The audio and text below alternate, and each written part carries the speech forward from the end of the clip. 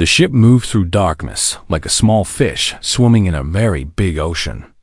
Captain Park Do-hyun stood at the front window and watched the stars pass by. He had waited his whole life for this moment. Humanity had finally built a ship that could travel faster than light.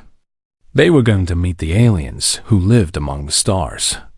Do-hyun was a tall man with tired eyes and strong hands. He had spent 20 years in the military before they chose him for this mission. Behind him, his crew worked quietly at their stations. They were all nervous. They were all excited. This was the biggest moment in human history. Dr. Lee Ji-soo stood beside him.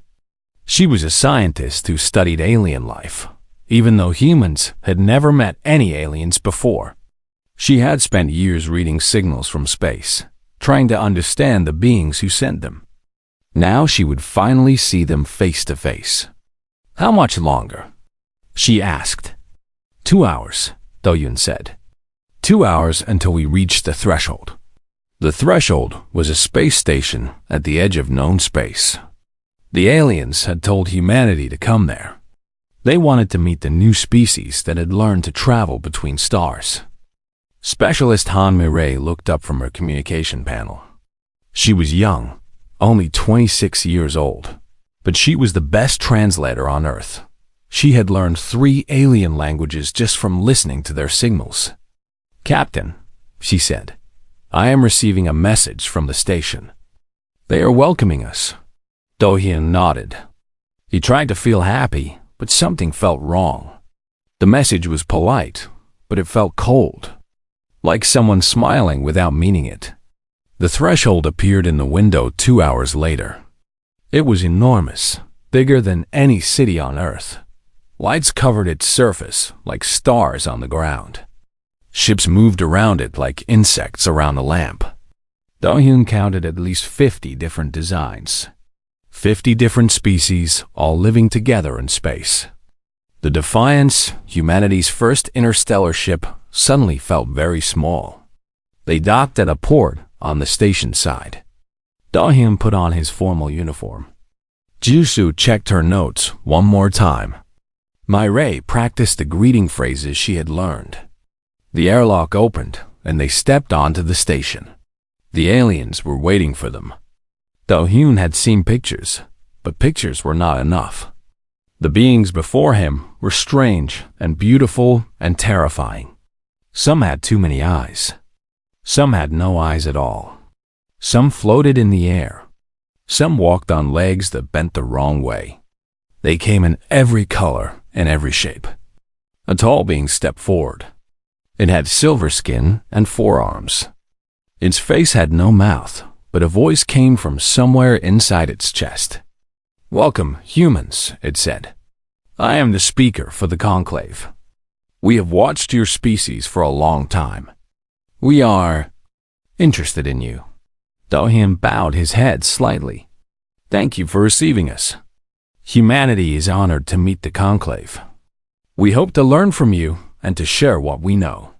The speaker made a sound that might have been a laugh. "Yes, you hope for many things. Come. The assembly is waiting." They walked through corridors filled with wonders. Do-hyun saw technology that made Earth's best inventions look like children's toys. He saw gardens growing in zero gravity. He saw creatures swimming through tubes of water that ran along the ceiling. But he also noticed something else. The aliens looked at the humans with strange expressions. Some seemed curious. Some seemed afraid. And some looked at them the way a person might look at a dangerous animal in a cage. The assembly hall was a massive dome. Thousands of aliens sat in rows that curved upward like the inside of a bowl. At the center was a platform where the humans were told to stand. Do-hyun felt like he was on trial. The speaker floated to a position above them.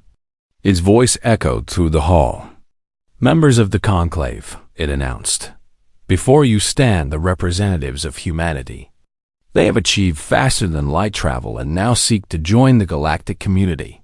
As is our way, we must first render judgment." Judgment. The word hit Do-hyun like a punch. He looked at Ji-soo, Her face had gone pale. "We have studied humanity for 300 of their years," the speaker continued. "We have watched their history unfold. We have seen what they are."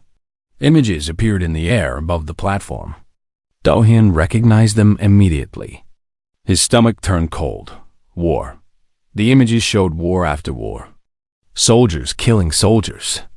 Bombs falling on cities. Bodies lying in fields and streets. Humanity has fought over 4,000 major wars in their recorded history, the speaker said. They have killed over 1 billion of their own kind. More images. Forests burning. Rivers turning black with poison. Ice melting at the poles. They have damaged their own planet almost beyond repair. They poison their air. They kill their animals. They destroy their forests. The aliens in the assembly made sounds of disgust. Some turned away from the images. Others stared at the humans with open hatred. They divide themselves by the color of their skin. They hate each other for praying to different gods. They let their own children starve while others grow fat. Do-hyun wanted to speak. He wanted to explain. Yes, humanity had done terrible things, but they had also done wonderful things. They had art and music and love.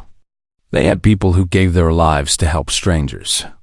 They had scientists who cured diseases and poets who captured the beauty of existence. But no one asked him to speak. The speaker raised its 4 arms. The images disappeared. "The conclave has voted," it said. "The judgment is complete." Silence fell over the hall. Every eye, every sensor, every attention was focused on the humans standing at the center. "Humanity is declared unstable," the speaker announced. "You are denied membership in the conclave. You are denied trade rights. You are denied expansion privileges. Your species is hereby quarantined to your home system." Do-hyun heard Myray make a small sound behind him. It sounded like crying. "You will remain on your world until you prove yourselves worthy of joining us," the speaker continued. "Or until you destroy yourselves, as we believe you will. The stars have no place for those who cannot control their own nature. This judgment is final." The aliens began to leave. They walked past the humans without looking at them, like they were already forgotten. Jisoo grabbed Do-hyun's arm. "We have to say something. We have to defend ourselves." But Do-hyun just shook his head. He looked up at the empty seats, at the speaker floating away, at the judgment that had been passed without any chance to argue. "They have already decided," he said quietly. "They decided before we even arrived." Myray wiped her eyes and looked at her translation device. "The speaker's final words," she said.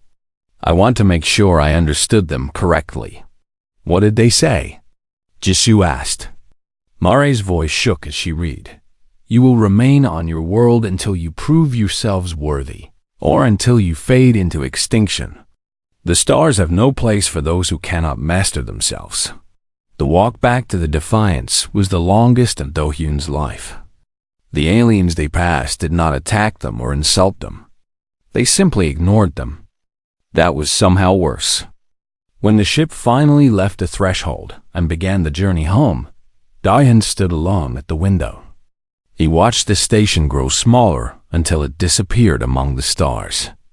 Humanity had reached for the stars with hope in their hearts. They had dreamed of wonders and friendship and a future among the galaxies.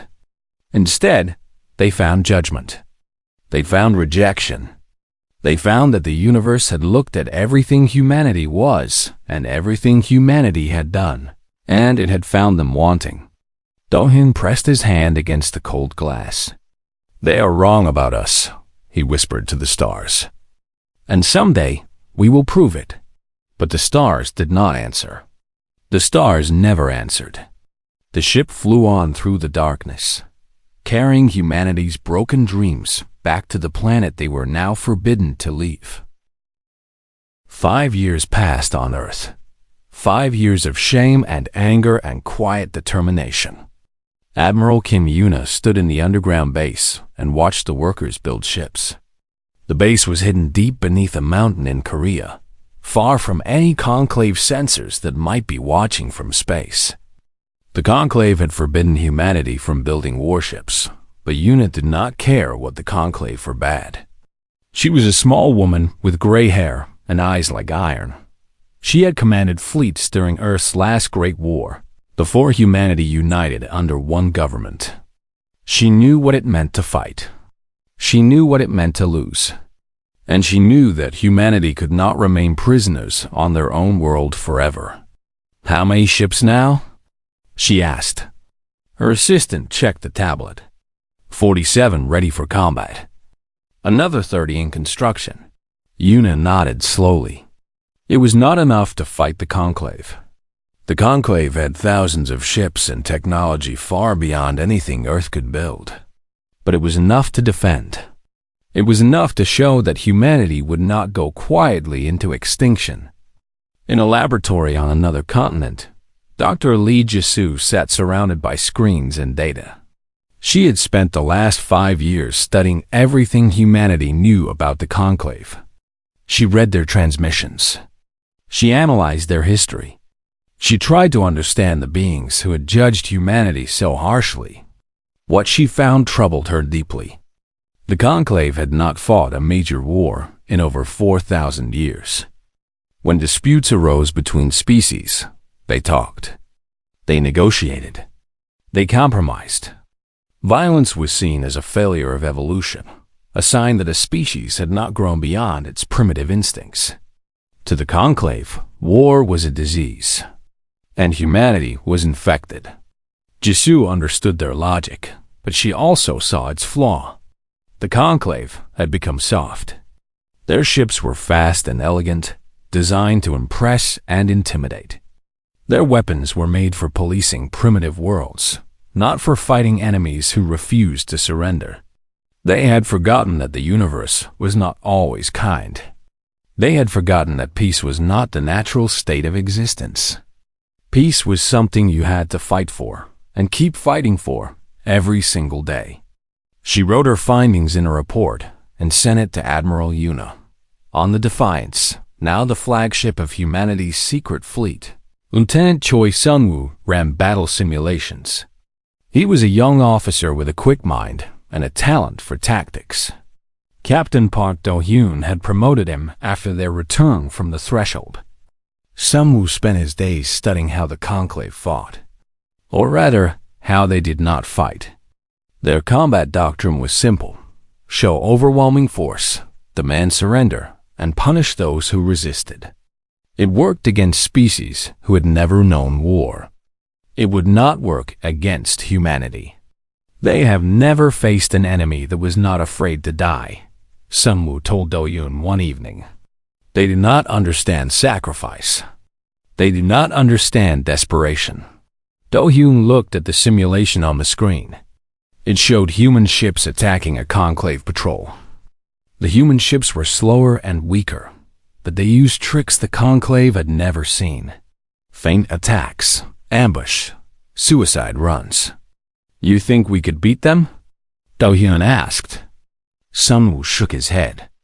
"Not in a fair fight. They have too many ships, too much technology. But I do not think we would ever have to fight fair." In the communication center of the Defiance, Specialist Han Mireille listened to alien signals.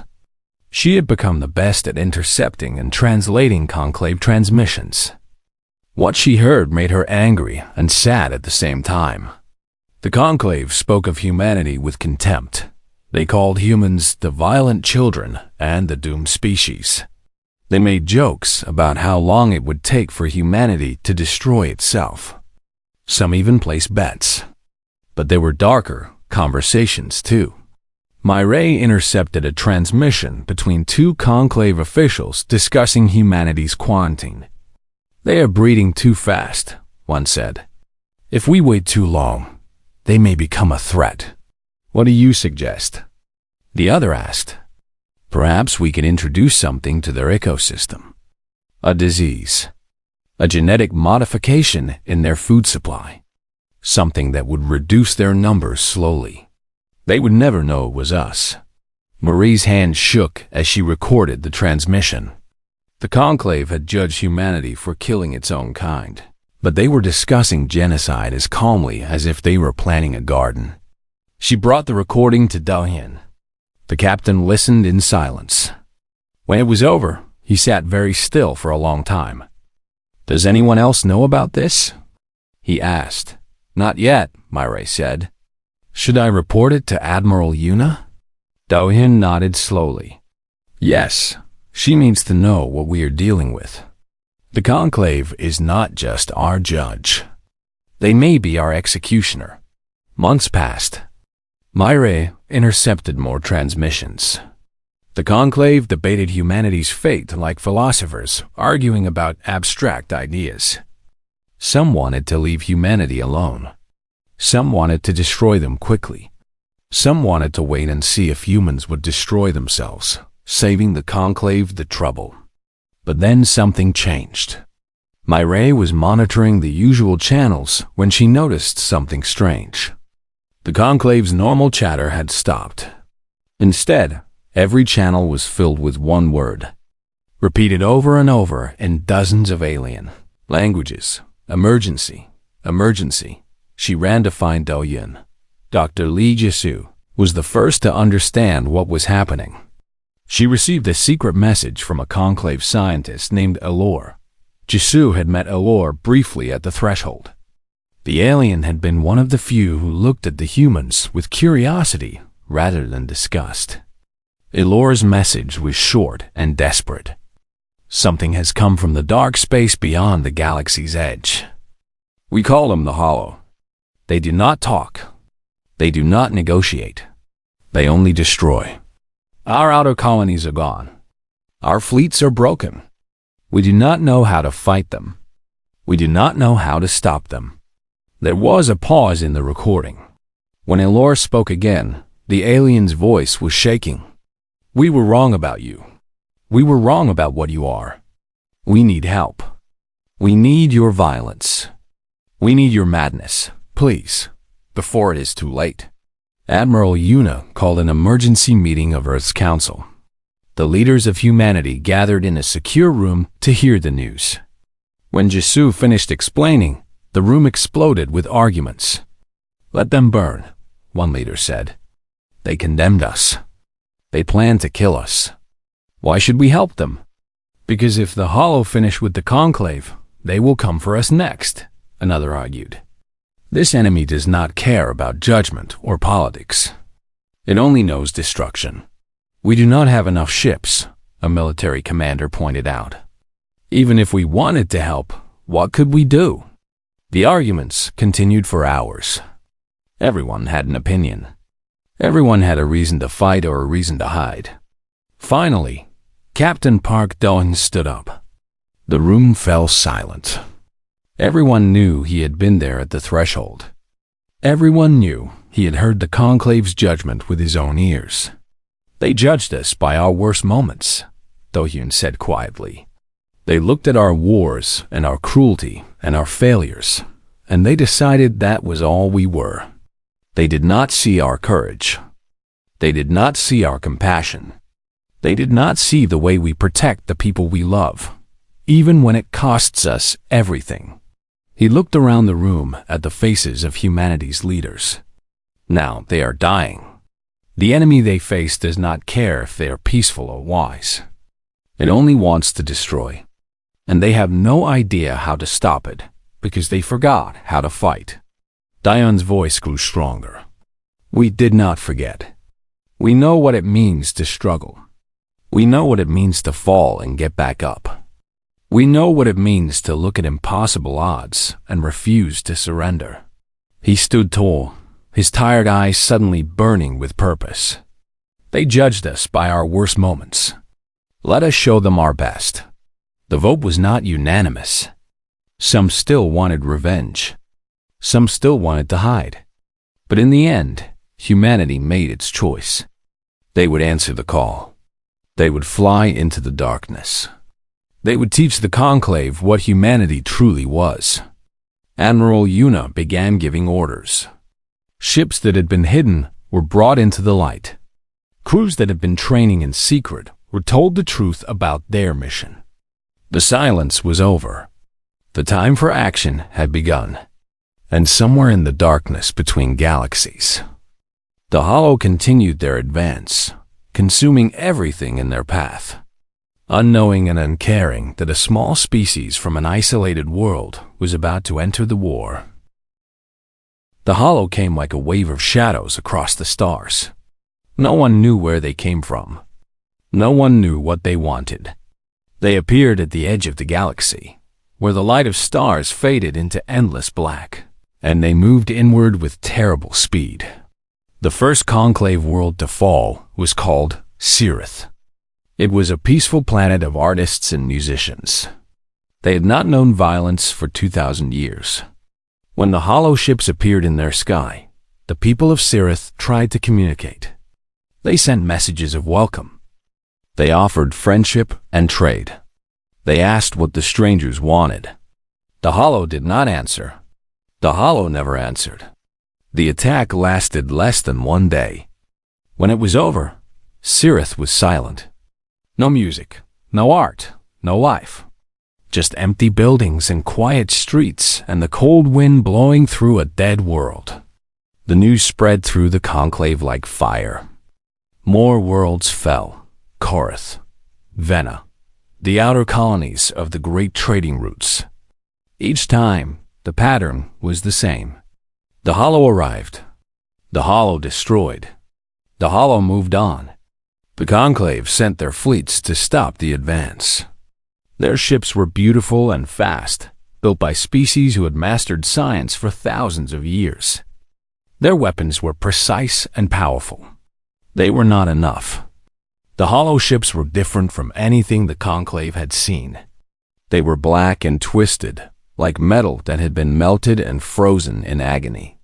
They moved in swarms of hundreds, sometimes thousands. And they did not fight the way the Conclave expected. Conclave tactics were based on displays of power. Show the enemy that you are stronger, and they will surrender. But the Hollow did not care about displays of power. They did not care if they lost ships. They kept coming and coming and coming, like water flooding through a broken wall. The Conclave fleets broke and ran. The survivors brought stories of horror. The Hollow were not just attacking ships and cities. They were feeding on them. Conclave soldiers watched their friends pulled into dark vessels and never seen again. They heard sounds from inside the Hollow ships that haunted their dreams. Refugees fled toward the center of the galaxy. Ships filled with frightened families crowded the space lanes. Stations that had known only peace for centuries now overflowed with the desperate and the lost. The Conclave Assembly met in emergency session. For the first time in 4,000 years, they debated war. It did not go well. "We must negotiate," one delegate insisted. "Every species can be reasoned with. We simply need to find the right approach." "They have not responded to any communication," another replied. "We do not even know if they can hear us." "Then we must study them, learn their weaknesses, develop new weapons.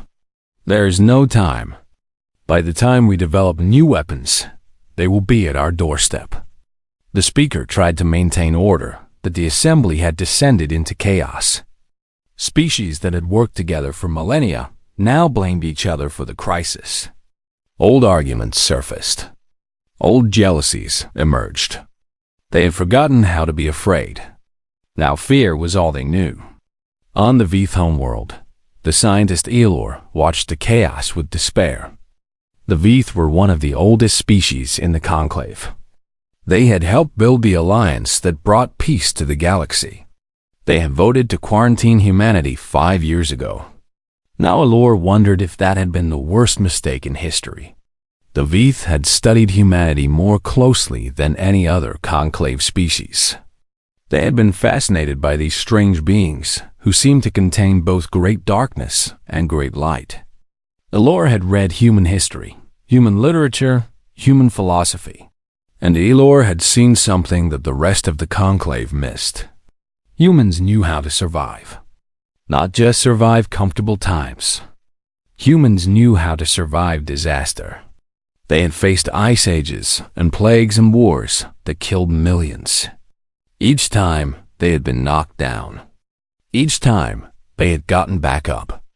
They built and rebuilt again, refusing to accept defeat, refusing to fade away. The conclave had never needed that kind of strength. They had lived in peace so long that they had forgotten what struggle meant. Now they needed it desperately. Elor sent a message to Earth.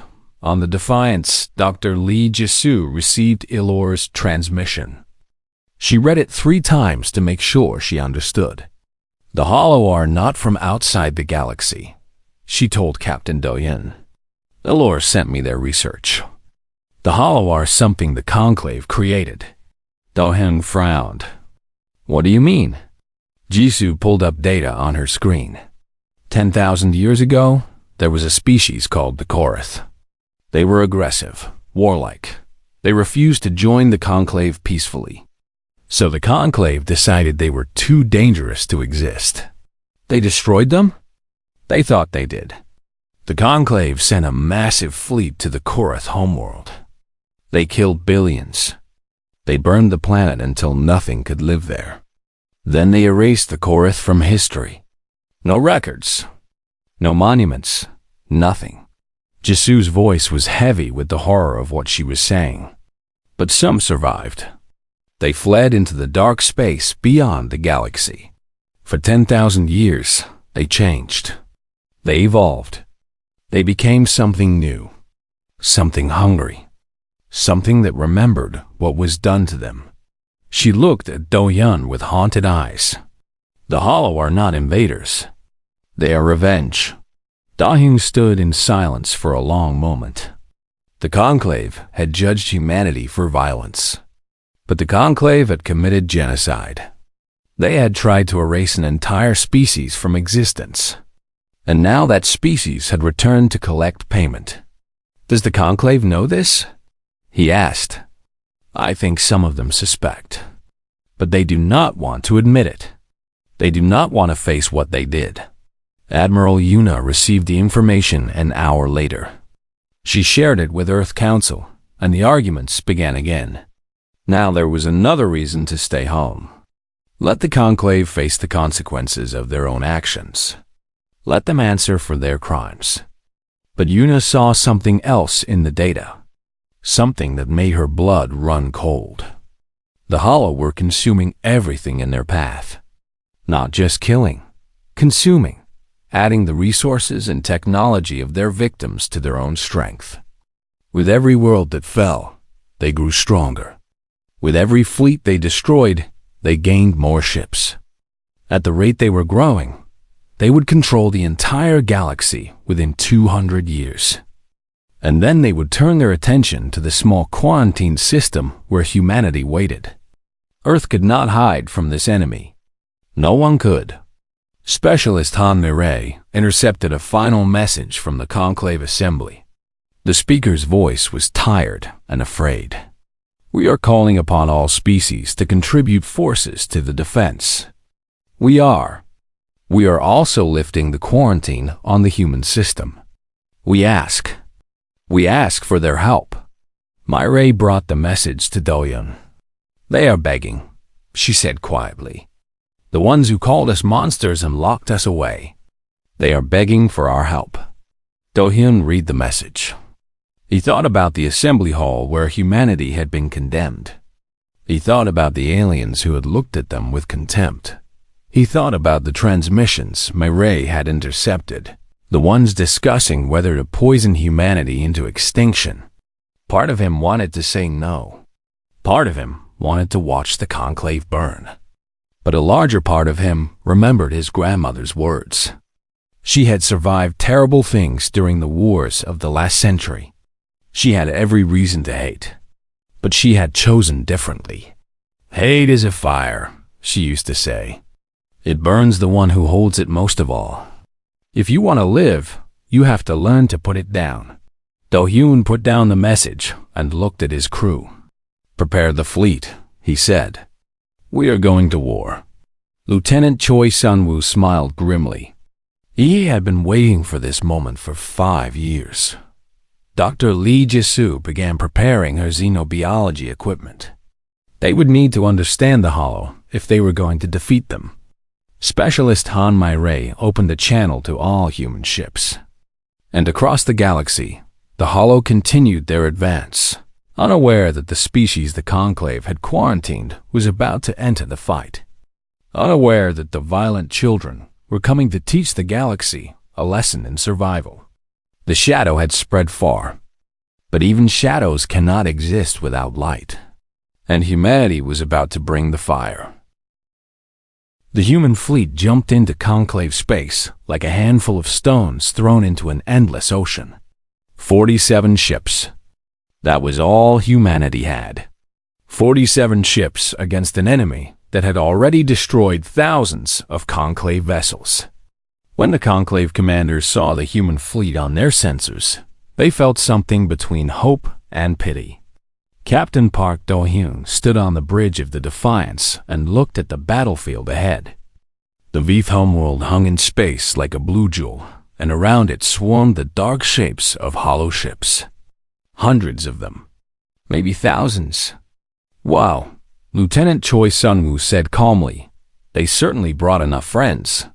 Dr. Lee Ji-soo studied the sensor readings. "The Conclave fleet is in full retreat. They lost over 60 ships in the last hour. And they want us to fight that?" Someone asked from the back of the bridge. Do-hyun did not answer. He was watching the hollow ships move. They flowed like water, like smoke, like a living thing made of metal and hunger. There was a pattern to their movement, but it was strange. Alien, wrong. "Open a channel to all human ships," he ordered. Specialist Han Mai-rae made it happen. "This is Captain Park Do-hyun," he said. "You all know why we are here. 5 years ago, the Conclave looked at us and saw only our darkness. They called us violent, dangerous, unworthy. Today, we show them what they missed. Today, we fight not because we are monsters, but because we are survivors. Stay close. Follow orders. And remember that every alien out there who thought we were nothing is watching. Make them remember this day." The channel closed. Sun-woo was already running tactical calculations. "Sir, the Hollow fight in swarm patterns. They overwhelm targets with numbers. Conclave tactics cannot handle it because Conclave tactics are based on honor and display. They do not know how to fight dirty." Dawn smiled grimly. "Then it is a good thing we do." The first attack was not what anyone expected. Instead of charging straight at the Hollow fleet, the human ships scattered. They broke into small groups of 3 or 4 and flew in different directions. The Hollow swarm hesitated, unsure which group to chase. In that moment of confusion, Do-hyun gave his first real order. "Mining teams, deploy your packages." 10 small human ships flew close to nearby asteroids and released their cargo. Thousands of mines spread into space, invisible against the black background. Then the ships turned and ran, drawing Hollow pursuit. The Hollow chased them straight into the minefield. Explosions lit up the darkness. Hollow ships died by the dozen, torn apart by weapons they never saw. The swarm reacted with anger, turning as one to hunt the fleeing human vessels. But the humans were not running away. They were running toward a trap. Lieutenant Choi Sun-woo had studied human warfare for years. He knew every trick from every war in human history. Now he used them all. The small human groups led their pursuers into crossfire zones where other human ships waited. They pulled Hollow squadrons into narrow channels between asteroids where the swarm tactics could not work. They sacrificed single ships to draw enemy forces away from the main battle, then hit the distracted Hollow from behind. The Conclave commanders watched in confusion. This was not how war was supposed to work. Where was the honor? Where were the formal challenges and displays of strength? But Aelor, watching from the surface of the Veeth homeworld, understood. They are not fighting for honor, Aelor whispered. They are fighting to win. The first human ship was destroyed 2 hours into the battle. It was a small corvette called the Soul Spirit. The captain was a woman named Yoon Somi. She knew her ship was damaged beyond repair. She knew she would not survive. She aimed her dying ship at the largest hollow vessel she could find and pushed her engines to maximum. The explosion destroyed her ship and took 17 hollow vessels with it. When the Conclave saw what she had done, they did not understand. Why would someone choose death? Why would someone throw away their life to take enemies with them? Humans understood. Humans had always understood. When you love something enough, you do not count the cost. The battle continued. Humans died. Hollow died. But something was changing. Dr. Lee Jisu worked frantically in her laboratory aboard the Defiance, studying every piece of data about the Hollow she could gather. She noticed that the Hollow ships were not completely mechanical. They were alive in a strange and terrible way. They felt pain. They felt fear. And they had never felt fear before. Not in 10,000 years. Captain, she reported to Do-hyun, the Hollow are adapting to our tactics. But they are also confused. They do not understand why we keep fighting. Their predictions are based on conclave behavior. They expect surrender when odds are hopeless. We are not surrendering. We never will, Do-hyun replied. The first victory came almost by accident.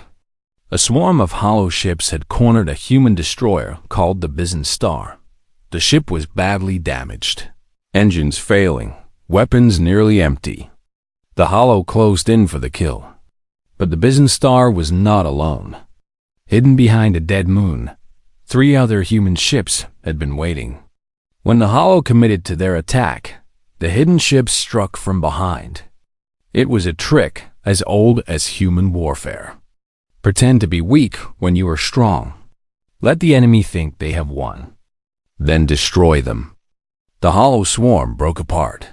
For the first time in the battle, for the first time in the entire war, Hollow ships turned and fled.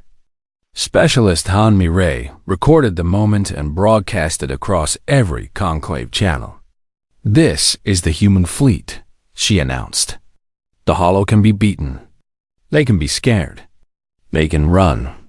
Watch and learn. Aelor saw the broadcast from the surface. Tears fell from eyes that had not cried in centuries. Hope.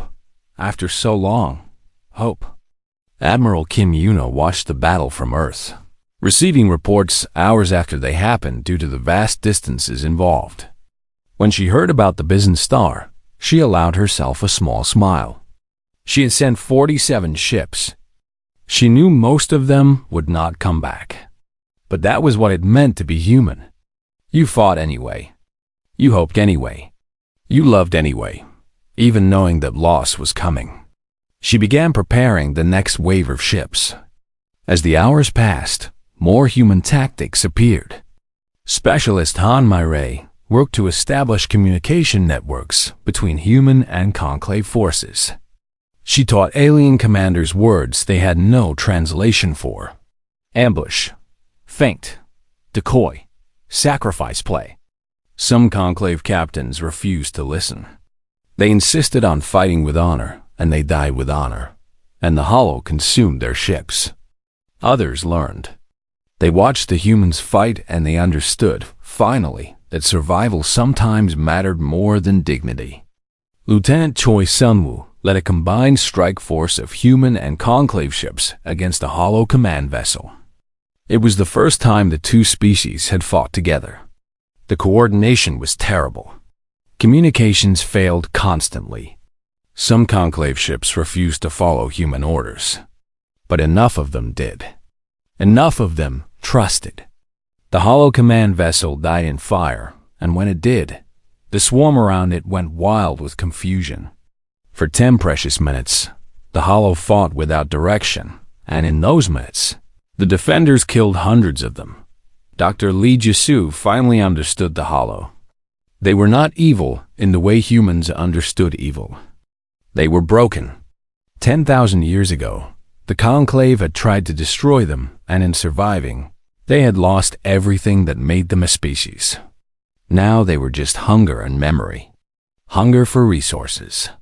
Memory of pain. They could not be reasoned with because there was nothing left to reason with. But they could be killed. They could be stopped. And most importantly, they could be scared. When the first day of battle ended, humanity had lost 11 ships. The Hollow had lost over 300. It was not victory. It was not even close to victory. But it was something the galaxy had not seen since the war began. It was resistance. Do-hyun stood on the bridge of the Defiance and looked at the reports. So many dead. So many ships gone. The faces of crews he had known, now nothing but memories. But the Vith homeworld still stood. The Hollow swarm had pulled back to regroup. And across the Conclave, billions of beings were watching recordings of human ships charging into hopeless battles and winning anyway. The stars had judged humanity and called them violent. Now humanity was teaching the stars what violence was for. The war lasted 3 years. 3 years of fire and darkness and desperate battles at the edges of dying stars. 3 years of human ships flying into impossible situations and somehow surviving. 3 years of a galaxy learning to fight. Captain Park Do-hyun stood on the bridge of the Defiance and watched the final battle begin. They had come full circle. The Hollow had gathered their remaining strength for one last attack, and they had chosen their target carefully. The Threshold. The same station where humanity had been judged and condemned. The symbol of everything the Conclave believed in. The Hollow wanted to destroy it. They wanted to erase the heart of the Alliance that had once tried to erase them. It was not just strategy. It was revenge. Do-hyun understood revenge.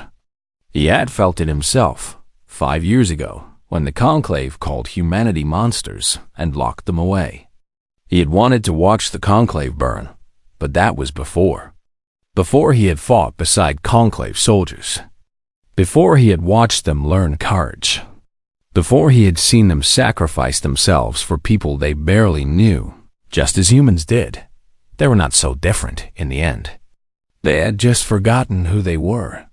All ships, this is Captain Park Do-hyun.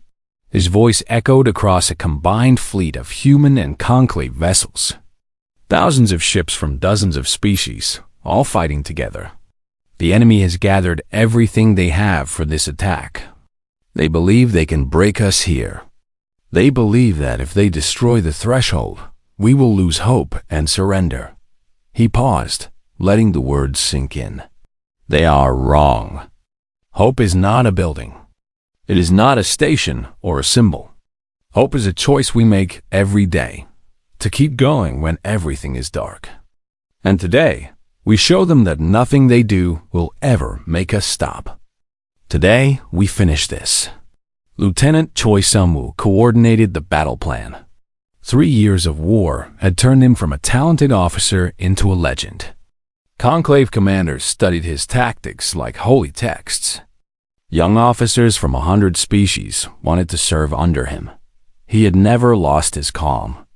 Even now, facing the largest Hollow force ever assembled, he was steady as stone. First wave, engage the outer perimeter. Draw their attention. Second wave, prepare for insertion through the gap on the eastern flank. Third wave, protect the Threshold at all costs. Admiral Kim Yuna commanded the third wave from her flagship. The Unity. She had come from Earth 6 months ago, refusing to let others fight the final battle without her. She was old now, her hair completely white, but her eyes were still sharp. You should be home, Do-hyun had told her when she arrived. Home is where my people are fighting, she had replied. And my people are here. Dr. Lee Jisoo worked in the medical bay, ready to treat the wounded. She had learned battlefield medicine during the war. She had learned a lot of things. How to hold a dying soldier's hand. How to keep working when her eyes were blurred with tears. How to find hope in small moments of kindness. Specialist Han Mai coordinated communications between human and conclave ships. Her voice was the thread that held the fleet together. She spoke 6 alien languages now, and she had trained hundreds of translators. The war had built bridges that peace never could. The battle began like a storm, breaking. Hollow ships poured toward the threshold in a wave of black metal. They had learned from 3 years of fighting. They used human tactics now, tricks and feints and ambushes. They had adapted to become better killers, but so had the conclave. Conclave ships that once relied on displays of power now fought with desperate creativity. They used asteroid fields as cover. They sacrificed damaged vessels to create openings. They protected each other with a fierceness they had not known they possessed. War had changed them. Humanity had changed them. And in changing, they had become stronger than they ever were before. Alor fought in the battle too, commanding a Veeth cruiser on the front lines. The scientist who had once studied humanity from afar now fought beside them. When a hollow swarm threatened to overwhelm a human destroyer, Alor's ship dove into the swarm, weapons blazing. "For the Alliance," Alor shouted, using words that would have seemed absurd 5 years ago. "For Earth. For all of us." The battle raged for 11 hours. Do-Yoon lost count of how many ships died. Human ships. Conclave ships. Hollow ships. The space around the threshold became a graveyard of twisted metal and frozen bodies. Every hour brought new losses, new grief, new reasons to despair, but also new reasons to hope. A young conclave pilot sacrificed his ship to save a human carrier. A human medical team stayed aboard a crippled conclave vessel to help the wounded, even as the ship fell apart around them. Species that had never spoken before the war fought side by side, their differences forgotten in the face of extinction.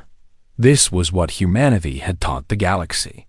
Not just how to fight, how to care, how to sacrifice, how to love something enough to die for it. The turning point came in the 9th hour. Lieutenant Choi Sun-woo identified the Hollow Command Cluster, a group of the largest enemy vessels that seemed to coordinate the swarm. He proposed a strike directly at the heart of the enemy formation. "It is suicide," a conclave admiral protested. "It is victory," Sun-woo replied. "Everything they do flows from that cluster. Destroy it, and their coordination collapses." Do-Hyun looked at the tactical display. The path to the command cluster was blocked by hundreds of hollow ships. Any force that tried to reach it would be torn apart. "I will lead the strike myself," he said quietly. Sun-woo started to protest, but Do-Hyun raised his hand. "I was there at the beginning. I was there when they judged us. I should be there at the end." The Defiance led a strike force of 12 ships into the heart of the hollow swarm. Human and conclave vessels together, flying toward almost certain death. They lost 6 ships in the first 10 minutes. Then 3 more. Then 2. When the Defiance reached the command cluster, she was alone. "All weapons, fire," Do-Hyun ordered. The Defiance unleashed everything she had. Missiles and energy beams and projectiles tore into the hollow command ships. Explosions filled the darkness. The hollow swarm shuddered, its coordination breaking apart. But the command cluster was not dead. Hollow ships turned toward the Defiance, surrounding her, tearing at her hull. Do-Hyun felt the ship shaking around him. Alarms screamed. Damage reports flooded in. They were dying. Then he heard Marie's voice on the communications channel. "Captain, look." Through the damaged view screen, Do-Hyun saw ships emerging from the chaos. Human ships. Conclave ships. They were cutting through the disorganized hollow swarm, racing toward the command cluster. Admiral Yuna's voice came through the static. "You did not think we would let you die alone, did you?" The combined fleet fell upon the hollow command cluster like a hammer. Ships that had learned to fight together over 3 years of war now fought as one. The hollow tried to reorganize, but they were too slow, too confused. One by one, the command ships died. When the last one exploded, the hollow swarm went mad. Without coordination, they attacked everything, including each other. The battle became a chaos of destruction. But within the chaos, there was victory. 3 hours later, it was over. The hollow fleet was destroyed. Scattered survivors fled into deep space, broken and lost. The threshold still stood, scarred but whole. Do-hyun stood on the bridge of his damaged ship and watched the stars through a cracked view screen. They looked different now. Not cold and distant. Not the eyes of judges looking down with contempt. They looked like hope. 1 month later, Do-hyun stood in the assembly hall of the threshold. The same hall where humanity had been condemned 5 years ago. Now the seats were filled with survivors of the war. Beings who had fought and bled and lost friends side by side. The speaker floated before him. But this was a new speaker, chosen after the war.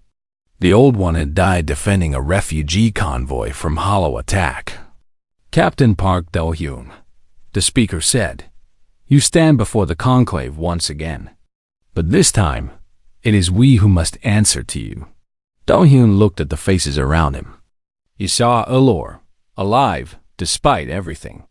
He saw Admiral Yuna, proud and tired. He saw Jisoo and Sunwoo and Mireille, the people who had followed him into darkness and brought him back to light. 5 years ago, the speaker continued, we judged humanity and found them wanting. We saw your violence and called you monsters. We saw your history and assumed your future. We were wrong. A murmur ran through the assembly. You taught us something we had forgotten. Peace is not the absence of violence. Peace is the courage to face darkness and choose light. You showed us that strength is not measured by how rarely you fall, but by how often you get back up. The speaker's voice grew stronger. The conclave votes unanimously to dissolve the quarantine on Earth. We offer humanity full membership in our alliance. Not as students to be civilized, but as teachers.